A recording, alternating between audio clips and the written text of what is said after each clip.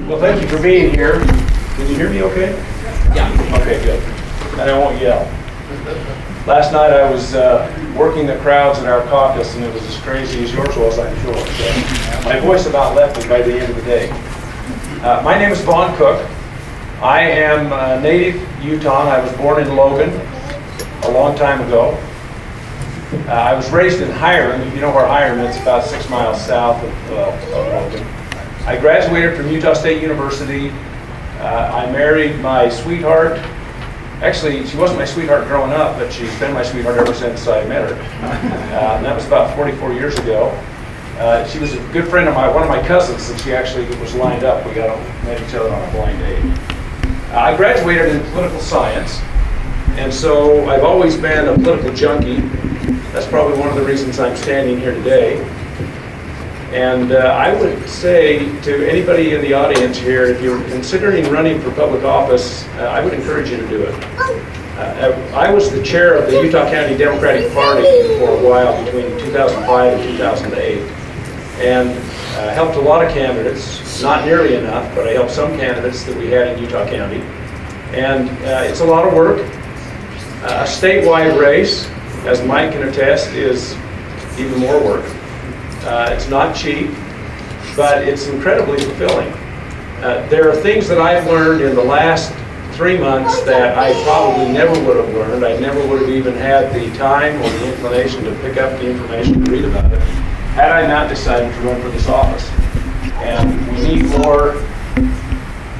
Are you all Democrats here? We need more Democrats in this state. I heard that Mike Lee spoke just recently, but he was over at 5:30, so you all could be Republicans. I don't know. But I would encourage you to run. And win or lose, it's a fulfilling opportunity. It's an opportunity to really become involved in a way that you never do if you just are watching the race happen.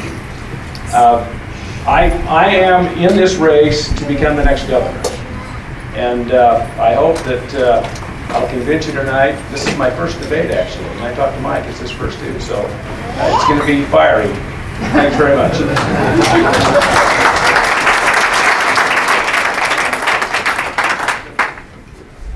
Thank you all for being here. My name is Mike Weinholtz, and yes, I am running to be your next governor of this great state of Utah.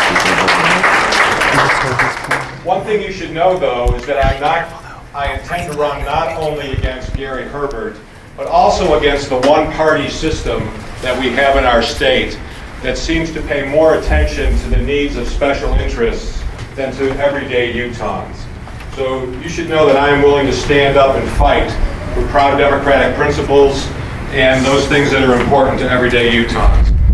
My family and I moved here nearly 20 years ago for a business opportunity.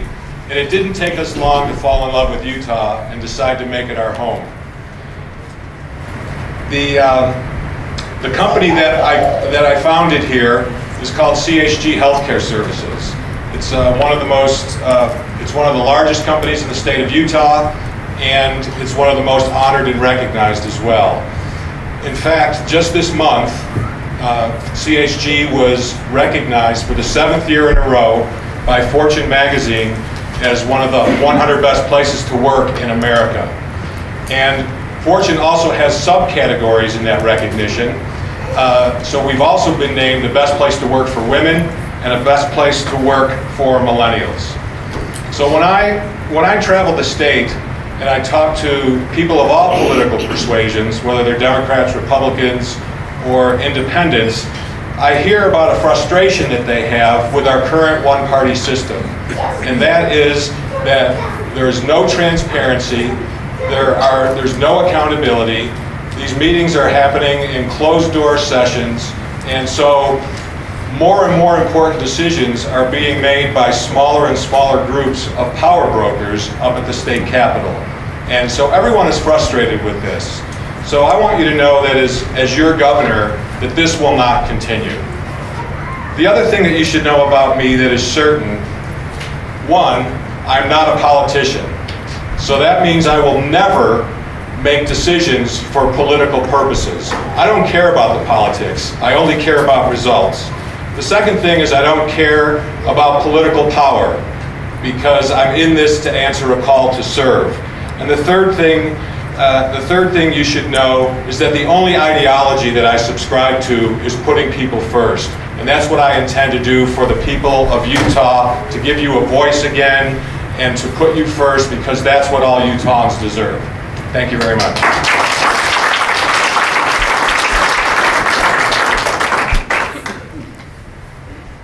Okay, so our first question is going to be about environment and public lands. What are you going to do to rescue Utahns from the air quality crisis currently in our state? So if these numbers ever stop counting, just push that middle button again. Okay. Well, I have a new policy I'm going to introduce. It's called Hold Your Breath. You know, we've had inversions along the Wasatch Front forever. The Indians used to actually call Salt Lake Valley Smoky Valley, and that's because they got inversions even before white men showed up. We're not going to change the inversions. The only thing we can change is how much effluence we're putting into the atmosphere and rebreathing, because we just have to live with the inversions. I know that we're making progress on Tier 3 fuels. I think that's important.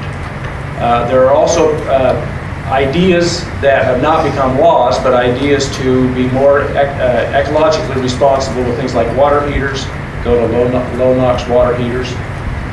I think that in addition to those things, as governor, what I would do is work to educate people, because most of us are willing to make some sacrifice to have better health for our children, if we knew what those sacrifices could be. How many seconds do I have, Doug? 20 more seconds. Oh, I have 20 more, thank you. Okay. Another thing that we can do is stop stifling innovation in the state. I don't know if you're aware of Tesla Motor Company and some other motor companies that are not allowed to sell their vehicles in the state because of laws that have to do with dealerships. As long as we keep laws on the books that retain legacy industry, we stifle innovation. And we need to make way for things that innovate and solutions that will solve the problem.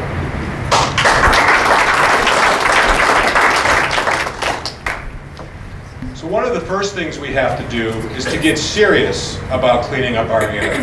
Our current governor and our current legislature have been nibbling around the edges but haven't really made serious attempts because they think it will impede business.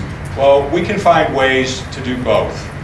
So one of the first things we have to do is get serious. A couple of the problems impeding us from doing that is the fact that Governor Herbert gives preference to special interests, whether it's Rocky Mountain Power or the Bowie Coal Company.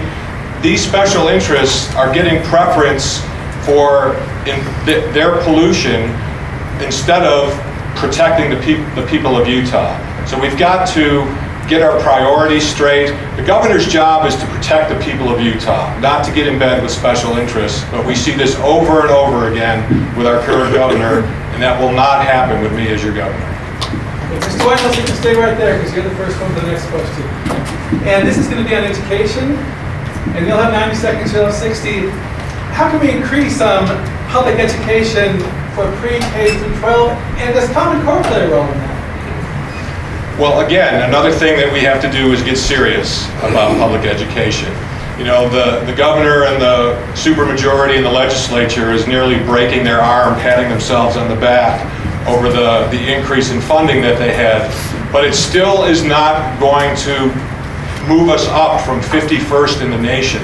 And I think most Utahns are embarrassed by the fact that we are last in the nation for public school funding.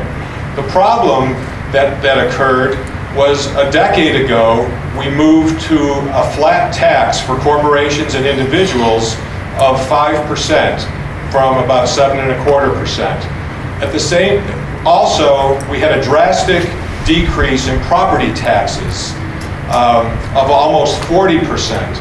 And then the other thing that the legislature has done is they've moved money around like shells in a shell game up there at the legislature, instead of letting money that's dedicated to public education stay there. So these three things alone have taken $1 billion a year out of our budget for education. Just imagine what we could do with an additional $1 billion a year. We could meet the funding, our funding needs, make sure that our kids are competitive for the global economy and the local economy as well, because investing in education is great for economic development, because we need to have an educated workforce for future economic development. So we have to get serious about it and stop just nibbling around the edges. Thank you. Mr. Cook.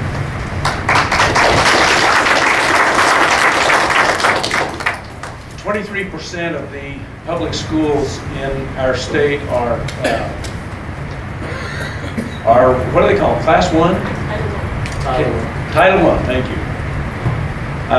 And Title I schools get a little bit more funding, but they have a lot more responsibility because they serve poorer areas of the state and they serve students who are at risk in some way.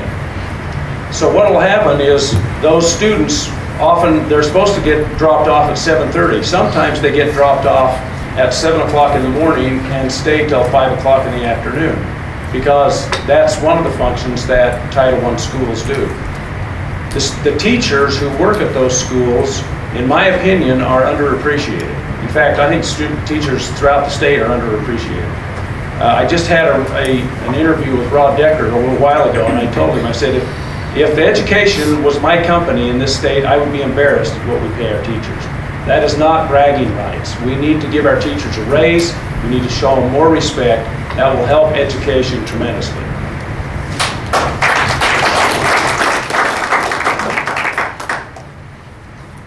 This one's about education as well. How are we going to help those who are seeking higher education in Utah? You'll have 90 seconds and you'll have 60. Thank you. I thought you said these would be easy questions. Okay.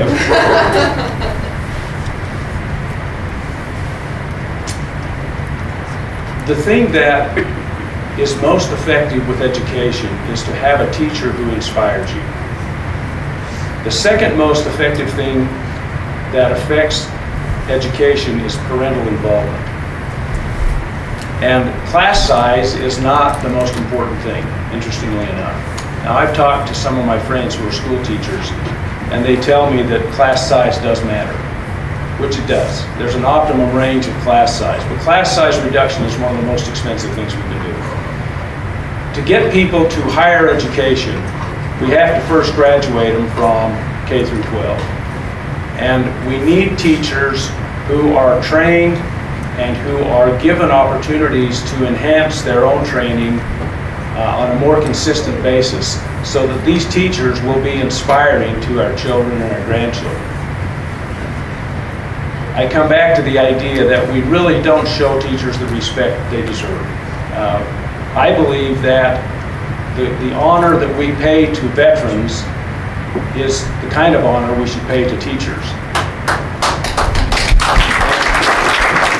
And I think when we get to a point in this state where education is that foremost in everyone's mind, we'll find that we graduate more people and that we see more people go on to higher education.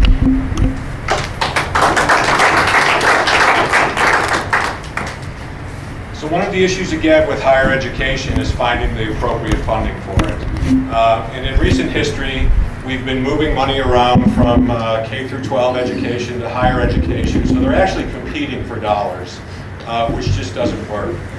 One of the first things we have to do, I agree with Vaughn, is make sure that our children are graduating from high school college ready, so that they don't have to take remedial courses just to get up to speed, and that'll increase their trajectory to get through college.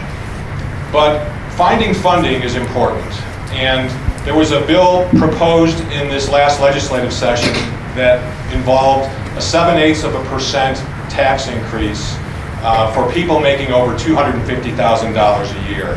And if we were to implement this, that would add an additional $178 million per year designated specifically to higher education. And I think people like me that are in that tax bracket would be happy to pay more to improve the quality of our education in Utah.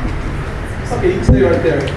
Mr. Weinholtz, I'll ask you first. This deals with Medicaid expansion, and I'm wondering, do you think healthy Utah was the right compromise, or why not? Was it a better idea?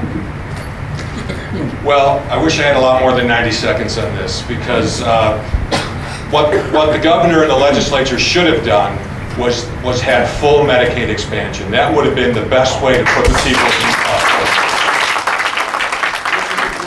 This is a great example of the governor putting politics before people, because 3.5 years ago, he had the ability to unilaterally accept full Medicaid expansion, and he decided to punt that responsibility to the legislature.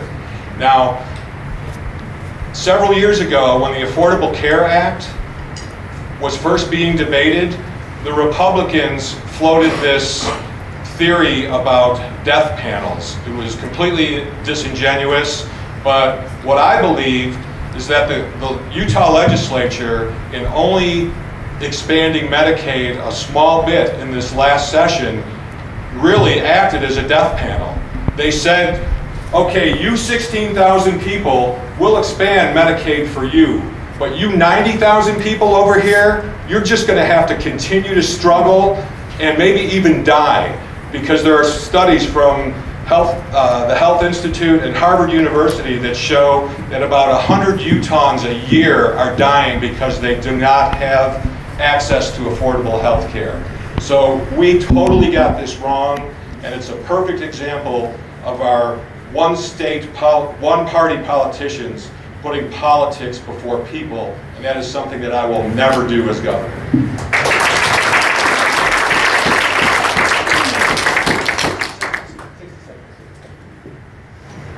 This is the reason we need a Democratic governor. The bill that Gary Herbert proposed wasn't a bad option. It was a lot better than what we've got now. The problem was, as Mike mentioned, they're putting politics before people. And he proposed that bill to the legislature. The legislature says, we're not going to do anything with it. And it was like, where did Gary Herbert go? He just rolled over. This thing just disappeared. The way that Republicans get nominated, they have to appear more conservative than the guy next to them, because they get nominated by the most conservative element in the Republican Party. And so they're out to get Obamacare because that's what the most conservative people think needs to be done. But it doesn't make any sense. So if we had a Democratic governor, we'd have a person who wouldn't have that same liability.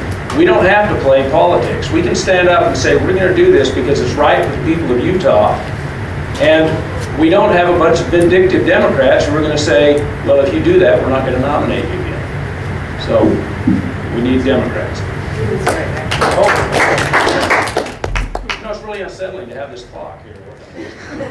I'm much more long-winded than this. You both kind of alluded to the fact of the supermajority legislature. How do you guys plan on working with that supermajority Republican-controlled legislature if you guys will have to say? Well, there's two ways I think you do it. First of all, you don't, you appreciate them. Legislators, whether they're Democrat or Republican or anything in between, are hardworking people. And there are good things that happen at the legislature every year. The people who serve us there, I believe, for the most part, have our best interest at heart. I think that they have politics at heart as well, but maybe that's politics. So we start by acknowledging that good things happen, and we appreciate it, because we do have to work with those people. We do have to develop a consensus. We have to develop a consensus not only within the lawmakers, but also within the general public. So that's where I would start.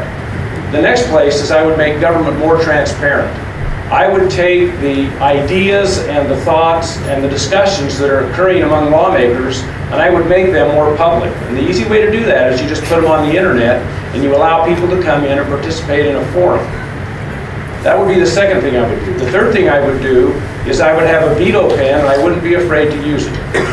If the lawmakers come in with legislation that I feel is not in the best interest of the people of the state, if they're just political issues and they're trying to score points with the most conservative Republicans, I veto those bills.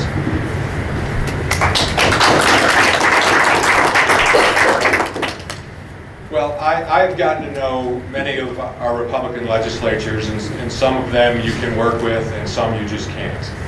Let's be honest.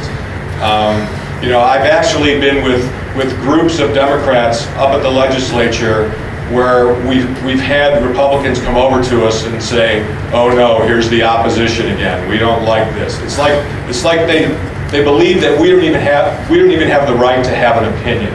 So yes, I agree with Vaughn. First, you have to try to work with folks, try to get them to see all sides of the story, and also to help them realize that politics is the art of compromise. And then I also agree with Vaughn that if that doesn't work, that the veto pen is the next most powerful tool. And on healthcare expansion, for example, the governor failed to lead on that issue. He had a plan that would have been workable, and if I were him in that situation, I would have said, "Look, I'm going to veto every bill that comes out of this House until you approve Medicaid expansion." And that's the way you have to start to work. And then we also need to get more Democrats elected in the House and the Senate so that we can begin to represent the people instead of special interests again. Hey, Mr. Weinholtz, we'll keep you up there for the next question. This one, I think, will inspire some passion. What are your thoughts on Congressman Rob Bishop's public lands initiative? You think I'm going to be passionate about that? Well, when I hear these guys, they remind me of the Southern secessionists. There's so much anti-government passion that they try to utilize to gin up their base. But the truth of the matter is, I've talked to Utahns in the various parts of the state where this will be affected, and they have told me that they find the revenue generated by tourism and travel to be far more important to them than anything that can be brought to their area through mining, other energy extraction, and real estate development. And so my objective would be to listen to the people. That's always my first choice. The far right wing of our supermajority is the one that is driving this, and I don't believe that Utahns are with them on this. I think Utahns have a far more reasonable approach to this, and there maybe is a compromise. Maybe some lands would make sense to be state-run. But the other thing that's important to recognize is that studies have shown that these rural communities actually do better when the lands are managed federally. So there's a lot to be considered here, and there's not enough open discussion about it. It's a one-sided discussion, and people use the anti-federal government sentiment to gin up more feelings about this. But we need to have an open and honest discussion about it. Thank you. Now, Mr. Cook. One of the motives for this transfer of public lands is the belief that if the state had control of those lands, it would be a windfall for us financially, and we would have that money that we could then put back into education. That's a dubious argument at best. It's based on some assumptions that may or may not be true. However, the bill is not liked by very many people. I was talking to one of our legislators, and he said there's really nobody who likes this bill, and that got me thinking, well, maybe it's not so bad, because nobody's getting what they want. This is what I would do with this. I don't have time to tell you the history of how this has all come about. It's a longer story than just the last 3 years. But we've already allocated $14 million for what I feel is a silly lawsuit. But I would be willing, and I would encourage that lawsuit to go forward with the idea that once we're through with it, we're done. If the federal government, if the courts rule that the state should control those lands, then we'll take control of them. If the court rules that the federal government should keep control of those, then let's stop spending our money and our time and our energy on something that's a dead horse. Let's move on to something more important and more helpful for the citizens. I was so passionate fast when I lost it. I know, it's all right. How would you describe Utah's economy? I think Utah's economy is in good shape overall. I think that having a good economy, well, let me just tell you, I have a company, we employ about 60 people, so it's a small company, but we're a technology company, we're a software company, so we employ highly skilled and highly educated people for the most part. Those people earn good money. We have a hard time hiring people.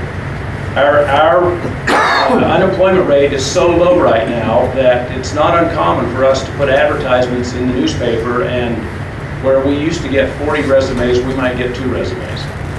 So we need better educated people in the state. We need our children to be able to move into those kinds of jobs, because those are the kind of jobs that are growing in this state. In times of prosperity, I think we have the opportunity, times of prosperity like we're enjoying now, we have the opportunity to really show the kind of people we are, because not everybody in this state is doing well. I think that it's time for us to now focus not on the stats of the whole state, but we should focus on the stats of individuals. Are our neighbors as well off as they could be? Are we taking care of the poor and the needy as well as we should? Are we being as charitable and as empathetic as we can be? And right now we have the opportunity to do that because we're living in a time of prosperity. I think the economy of the state is good. I think that's a blessing to us. I think we should make sure that we pass those blessings on to people who are less fortunate. Thanks.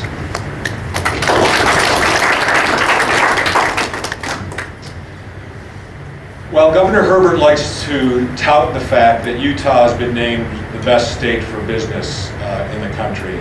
And while this is an interesting designation, I think you have to look at who awards these things. They're usually extremely conservative publications where the main criteria to be on this list is that you have low taxes, low wages, and low regulation.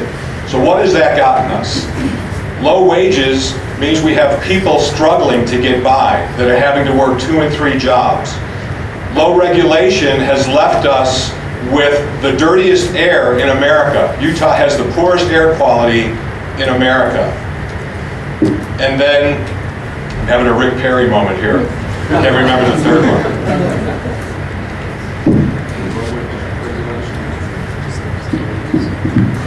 Low taxes. Low taxes. So low tax, thank you. Much more help than Rick got. But low taxes have, what has that done for us? It has yielded a situation where we can't properly fund education. And that is hurting the average citizens of Utah as well. Say that, Mr. Weinholtz. Now, assuming that one of you is going to beat Gary Herbert, he has high approval ratings, what do you do to beat him? And I'm wondering, is there a Trump effect that might come in November? A Trump effect. Trump effect. Yeah. Well, you know, to me, the Trump effect, the positive side of it, is that there is a sentiment that has developed, I think, in Utah and nationally for the quote-unquote outsider, because people feel disconnected from politics and disconnected from their government because they're not satisfied with the status quo. So, like Donald Trump, I'm an outsider. I'm a successful business guy, but I'm kind of like Donald Trump without the lies and the racism and the bombacity. But there is sentiment for an outsider, and I think that was shown in the caucuses last night. We had higher turnout than we've ever had in history, to the point where people were waiting hours in line to cast their vote, and which was a shame, by the way. But that confirms for me that there is this sentiment for outsiders, because I think people showed up for Bernie Sanders, and I think that well, here in Utah, people showed up to vote against Donald Trump on the Republican side. But there is this effect, and the way to get people engaged is to give them a voice. And that's what I've done throughout my 25-year business career. People in Utah today do not feel like they have a voice. And guess what? They're right. because the supermajority doesn't care what the everyday Utah thinks. They only care about their own ideology and their own special interests. So think about how the outsiders engaged those tens of thousands of people last night. If we can keep that going and get them to show up in November as well, then Democrats can start winning elections again.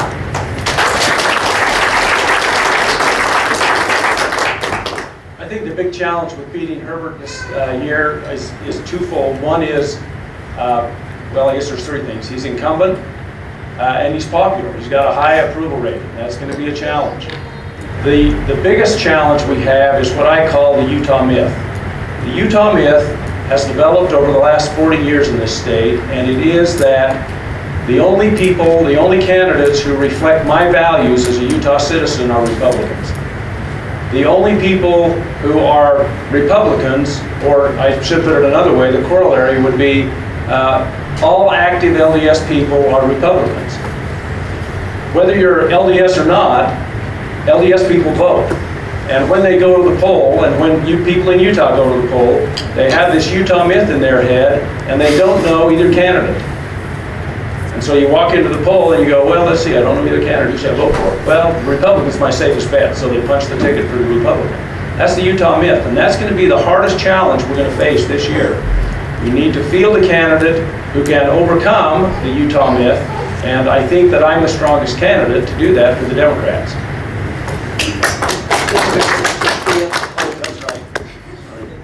Both of you mentioned that you recently discussed different things with legislators. What piece of legislation passed in this last session that you were in favor of, and why were you in favor of it? Crap, I didn't pay any attention to the ones I liked.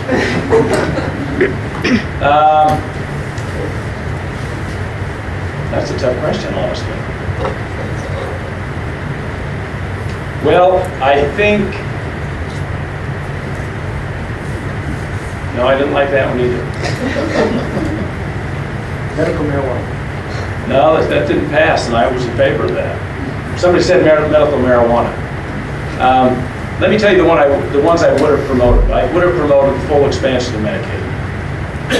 The medical marijuana, I'm an Oriental medical doctor by training. I'm a businessman, an entrepreneur, but I'm a medical doctor as well, Oriental medical doctor. And so I'm comfortable with herbal medicine. Medical marijuana is one of those things that I have probably a higher comfort zone with than most people would. I'm not in favor of recreational marijuana at all, but I recently went through a cancer experience, and some of my peers recommended to me that I take cannabis oil. And I actually looked into it. I had a supplier located up in Oregon. I was planning to use it until I found out it was illegal in Utah, and I chose to do other things. But I would promote that. So the ones that I liked, I'm sorry, I just didn't pay much attention. Mike, help me out.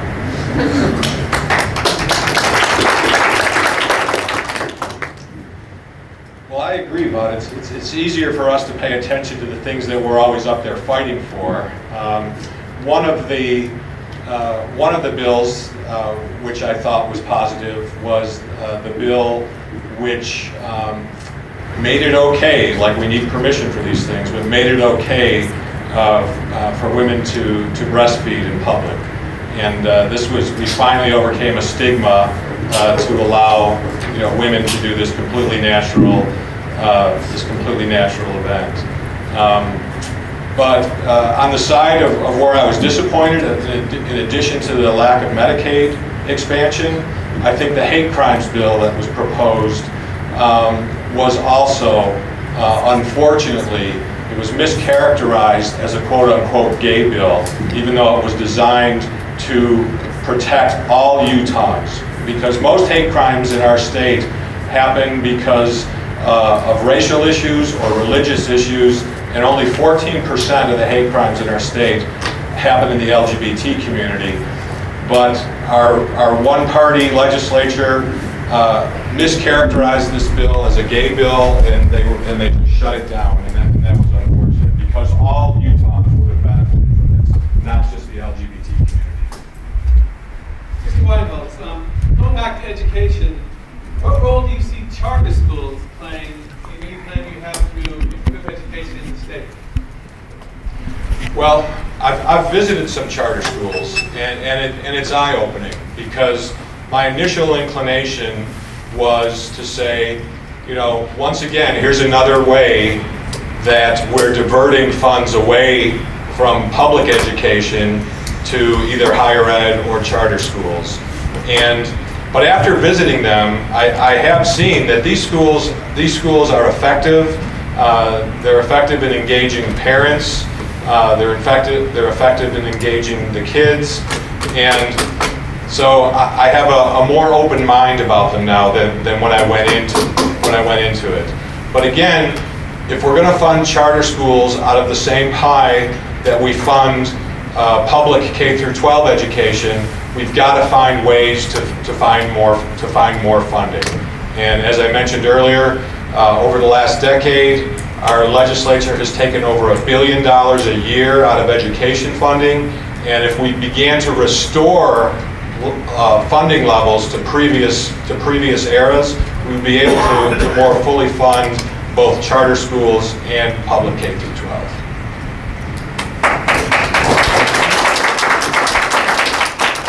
My experience with charter schools is that I have some employees who send their children to charter schools and they like them.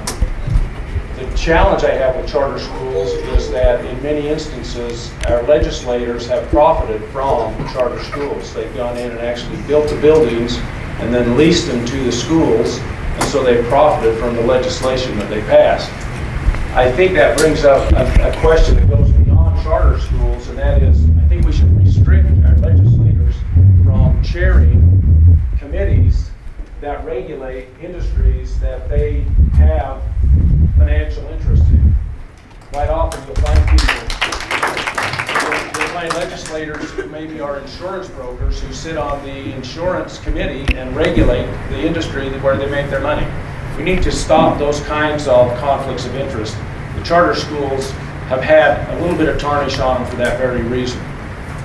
But back to education, I agree with Mike, we need a better funding plan. We need to do a better job for all of our students, not just those in charter schools.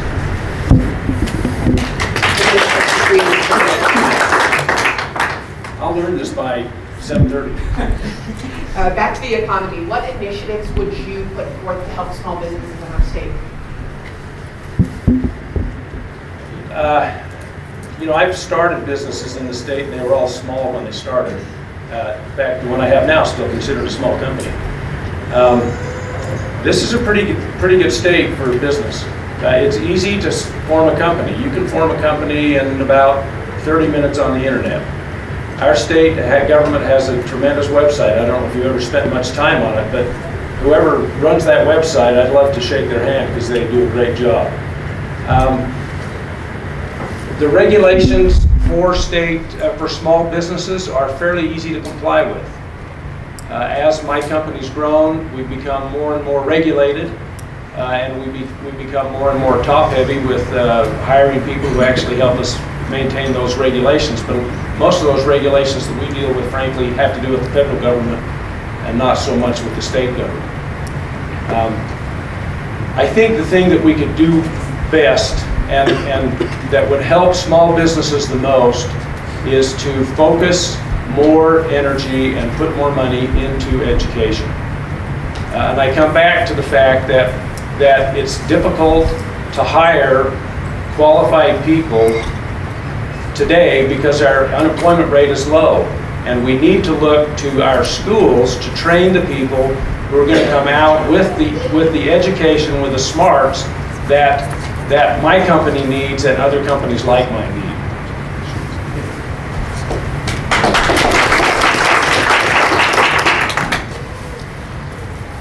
Well, I've started several small businesses in my career as well, and so I know what small businessmen and women are looking for, and it's really support to remove hurdles to get out of their way so that they can do their business.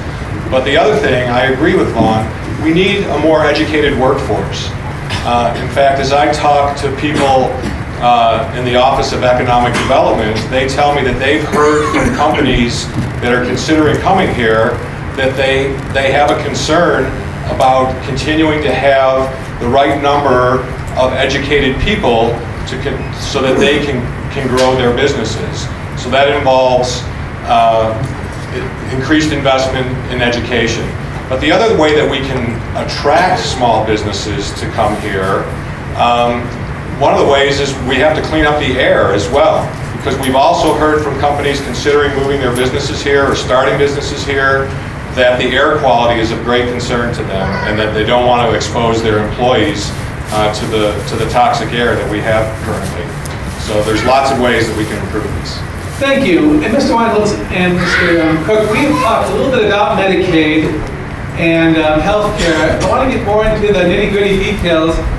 Two questions are going to follow, one after the other. The first one is, what would your ideal healthcare plan be in Utah?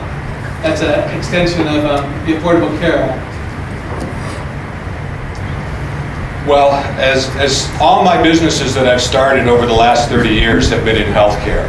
So I have a unique insight into the healthcare industry, probably more so than anybody who's sitting up on Capitol Hill. So, first of all, we need to start with full Medicaid expansion, and we talked about that. And the only reason that didn't happen was purely because of politics. You know, Vaughn touched on this a little bit, but the Republicans could not bring themselves to be viewed as supporting Medicaid expansion because it was part of the Affordable Care Act, and therefore they did not want to be viewed as supporting anything that President Obama had to do with. Well, I guarantee you that if the results of the 2012 presidential election were different, and we had President Romney's Medicaid expansion plan, that our legislature and governor would have fully expanded Medicaid the first minute that it was available. This is a classic example of putting politics before people. So you start with full Medicaid expansion so that we don't have 100,000 Utahns struggling to make ends meet and being crushed by healthcare bills and medical bills because they don't have access to affordable insurance. So that's the best way that we can help the people of Utah. And again, anytime you present a problem to me, it's not about the healthcare or the Medicaid. It's about the people. How can we help the people? And that's how you get to those solutions.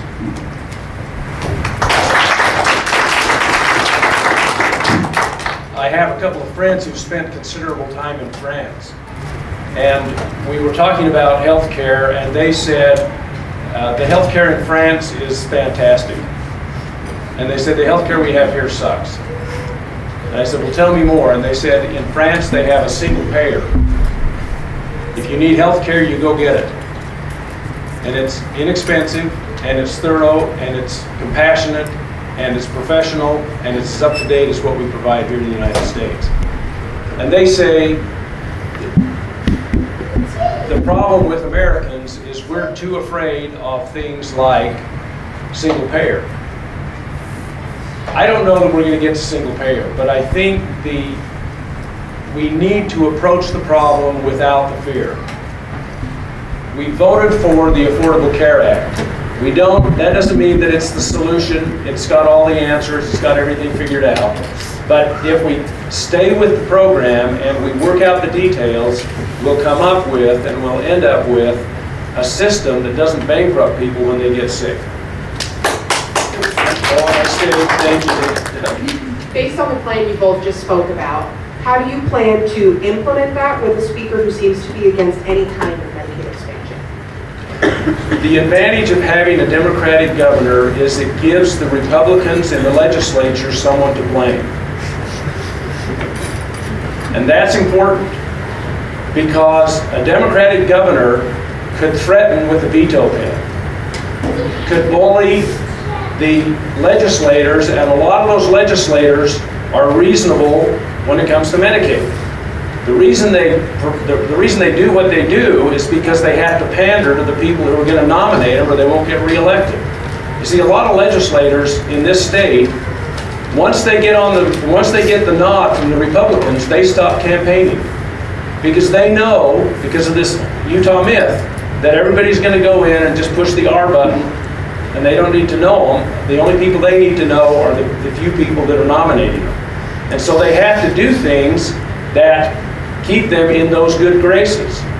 With the Democratic governor, they can go back to those people and say, well, that SOB Democrat up on the hill made us do it. And so I think having a Democratic governor is more important and more critical to this state than a lot of people realize.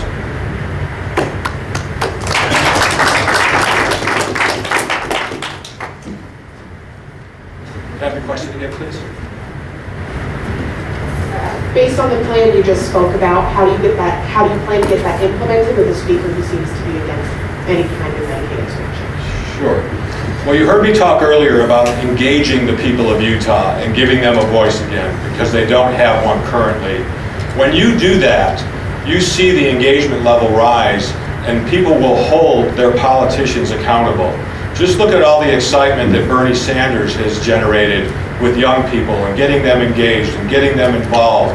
And that's what we have to do as Democrats. We have to give people a voice again, so that, because I believe that the extreme right wing of the Republican Party has taken over our state legislature, and they are no longer in sync with the majority of Utahns, even Republican Utahns. Most Republican Utahns are moderate. They don't subscribe to these extreme views. So, you know, engage the people so that Greg Hughes hears from his people that they are not in favor of this, is the best way to do that.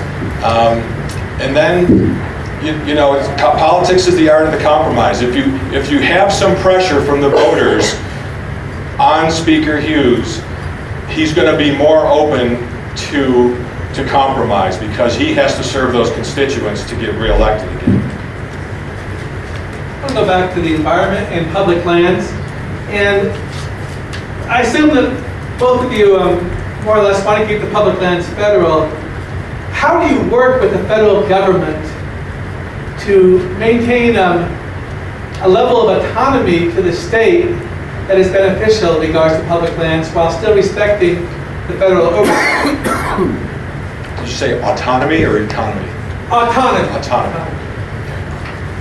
Well, first of all, with a Democratic governor, I think you would have much more cooperation with Washington and be able to reach reasonable compromises.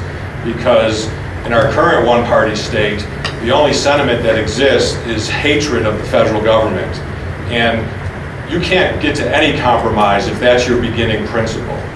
So you have to get to a place where you can compromise. And again, studies have shown that lands that are managed federally, that the people that live in and around those lands benefit more when the federal government manages them. So we have to get realistic about telling the story. If the only story we're telling is we all hate the federal government and they're grossly incompetent at everything, then we're never going to be able to get to a point where we have autonomy, because that just breaks down the discussions right in the beginning.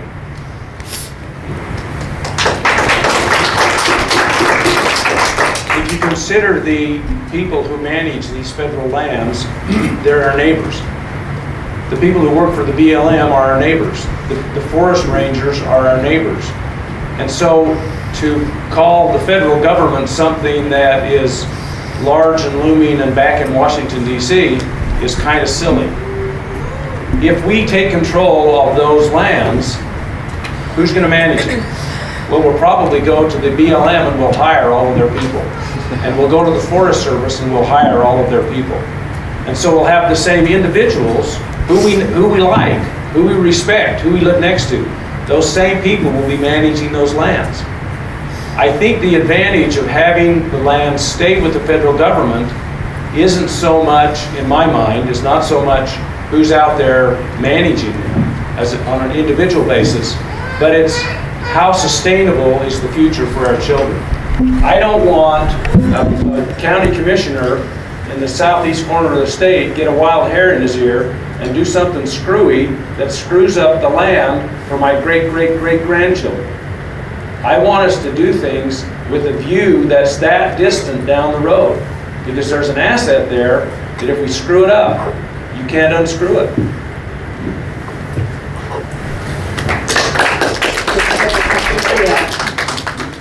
Mike's hard to stay up there, so slow burn. What makes you the best candidate to go up against a Republican nominee for governor? I think the fact that I'm a Utah native, that I've got roots that go 5 generations deep in the state, and my grandchildren's roots go 7 generations deep, that I graduated from an in-state university. I understand the culture. I think I'll be perceived as more of a safe choice. That having been said, going up against Gary Herbert is going to be tough.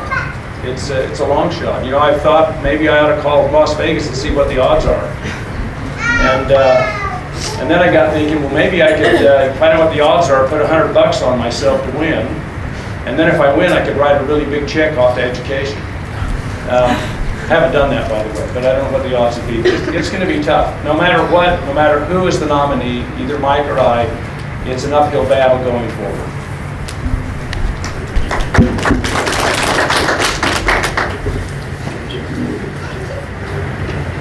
Well, one of the reasons I decided to run for governor is because I feel that I'm a pragmatic problem solver and that I can make a positive difference in people's lives.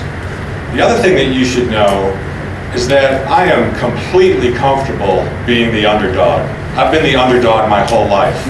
I'm a blue-collar kid from the Rust Belt of Buffalo, New York, who worked in a factory until I was nearly 30 years old, until I decided to go to school and get a business degree, and then I began a track of being an entrepreneur. And I've been blessed with tremendous financial success, and I want to give back to the people of Utah because of that. But the other thing you should know is that I'm willing to stand up and fight for democratic values. I am not going to run as Republican light the way many other Democrats have done over the years. If you're not giving the people of Utah an honest choice, if you're only giving them the choice between the Republican they know and Republican light, they're going to pick the Republican they know every time. So we have to prove that Democratic values are also Utah values, and I'm a great communicator and I can accomplish that, and I love being the underdog. So I'm willing to fight.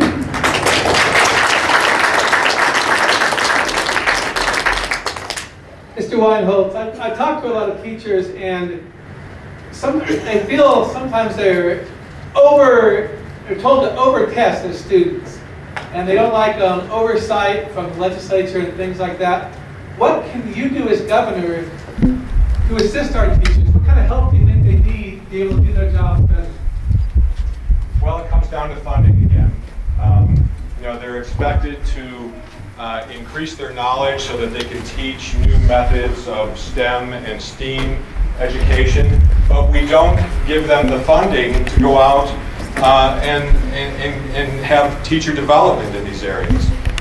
My 2 sisters are both teachers, so teachers are very dear to my heart. And my entire business career, my leadership style has been that of coach and teacher. So we have to support teachers and give them the funding they need for development opportunities to meet the challenges. The other thing is we I believe in accountability, but we should not expect teachers to be judged on test scores alone, because every child brings a different story to the classroom and different challenges. And one of the things I've enjoyed most about running for governor is gaining this understanding that everything we do is connected. Not having a job that pays a living wage penalizes the children of that man or woman who can't afford to make a living without working 2 or 3 jobs, because now they don't have the time to read to their children at night or to go to the museum or those sorts of things. And that we also have a situation right now where poverty-stricken kids and minority kids are graduating from high school at half the rate of the rest of the kids in the state. So we have to find ways to support teachers to reach out to those kids as well. And if we took away their dependency on test scores for the way that we judge them, we'd be able to make a lot of progress in that area.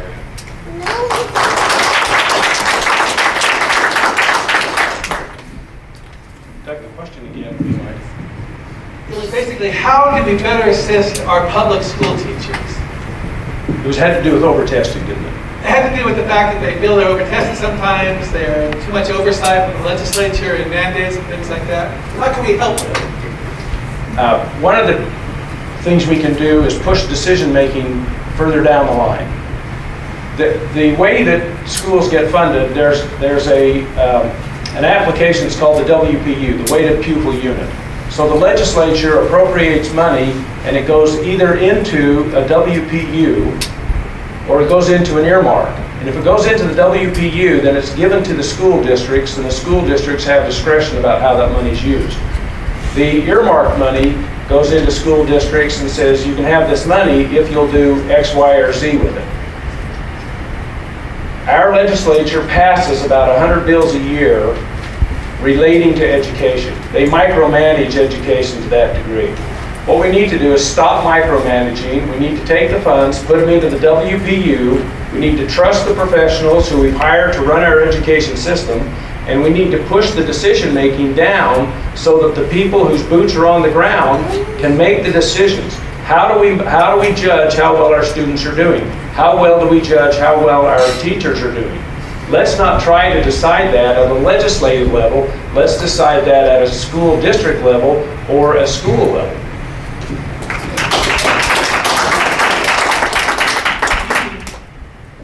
We are now at the very end. We're going to have the final statements of about 2 minutes, 2.5 minutes. And I believe we'll start with Mr. Cook and give Mr. Weinholtz the opportunity to speak last. So we'll start right now. Thank you very much for your time, both of you. Mike always gets the last word. Well, I want to thank you for being here. It's been a great honor for me to come up, and I consider Mike Weinholtz a good friend. I know that one of us is going to prevail in this nomination, and I expect that we'll be good friends for many years going forward and continue to be involved with the Democratic Party in Utah. Democrats are great people. I wish there were a whole lot more of us in the state, but one of my objectives and one of my goals is to see that happen. I know that the supermajority play that we live with now is not healthy. There's no way that we can get truly representative government if we continue to tolerate such a high majority of Republicans in our government. And I frankly would tell you the same thing if the table was turned and we had a supermajority Democratic group up there on the hill. We need balance. We need opposition. We need to not be able to pass bills without considering and respecting the opinions of people who differ from the way we see the world. And as long as the Republicans or anybody else has a supermajority, they can just go forward and do whatever they want to do with no regard to the rest of the people. And that's when we lose the representation of the citizens who matter in this state. The challenge is that most people are not as politically savvy as you are. And they don't realize that their voice is as important as it is in government. They don't realize that they can make a significant difference. In order to improve the state, we've got to overcome the Utah myth. We've got to let people know that it's safe, it's good, it's healthy to vote for Democrats. And I hope that this year we can all do that. Thank you.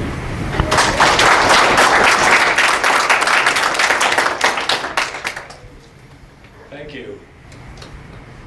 So the reason I think that I'm best qualified is the success that I've had in business.